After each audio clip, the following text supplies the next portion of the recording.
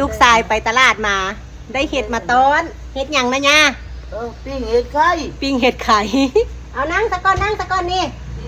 ลูกชายไปตลาดนัดมาไปลงตามหมู่บ้านเนาะหมู่และหมู่เนาะเพื่อนลืมเคยกันโอ้ยนั่งย่าเพื่อนเอาเห็ดไข่ให้เห็ดไข่เท่าดอกเพื่อนเอาให้ซื่อๆไม่ย่าก็เอามาจี้ละค่ะปิ้งเห็ดไข่ปิ้งเห็ดผู้ใดบทันซุกกระหอมละเพิ่นว่านะเอามาแต่ก้านเหลืองคนใดย่าไอ้เต้าไปตลาดก้านเหลืองไปก้านเหลืองดงคุณเขาเอาให้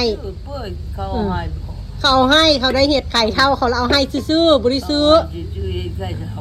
เห็ดไข่เท่าแห้งเท่าแห้งหอมแหละ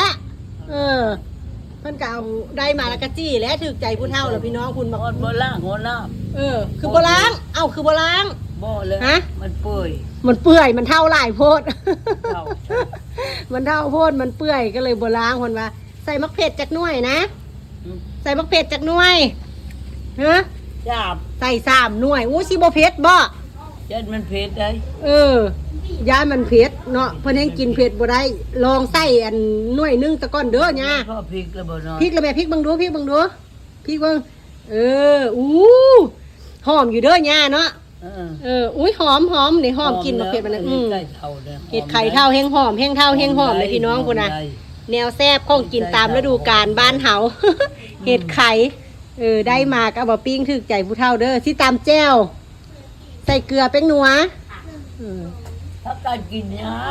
งพากันเล่นเพิ่นเว้ากับหลานพากันเล่นกินยังเด้บ่ต้องกวบดอกนี่ก็ไหม้แล้วเพิ่นว่าคันเอาแนวมากวบนะมันสิสุกไว้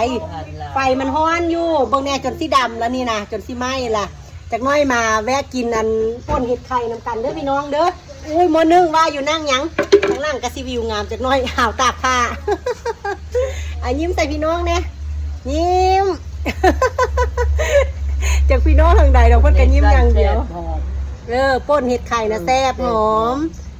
นึ่งข้าวฮ้อนๆเนาะย่าเนาะจำเนาะเฮ้ยแซ่บแหละย่ำข้าวมากละบ่ย่ำหักกะขายปากยังแดงใจว่ายอยู่มื้อนี้ได้เห็ดไข่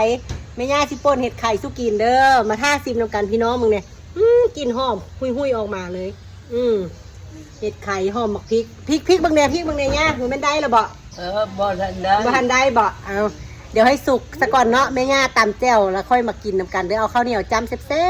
บบ๊ายบายพี่น้องนะบ๊ายบายคนว่ามีย่างกระถ่ายไปเนาะพี่น้องเนาะนี่ป่นเห็ดไข่แนวกินตามฤดูกาลเพื่อสิได้กินบ่แม่นง่ายเด้อเห็ดนี่เด้อพี่น้องเด้อบ่แม่นว่านั่งอยู่ซื่อๆสิได้กินเราได้ผู้เพิ่นไปเก็บนะอุ้ยเปิดสิเพาะ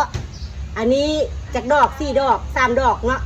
3 ดอกกับ1 ดอกน้อยเป็น4 ดอกเพื่อสิได้นี่โอ้ไปพอได้เนี่ยกันซื้อนี่จากบ้านกันซื้อนี่เป็น50ผู้ใดได้คันมันจุ่ม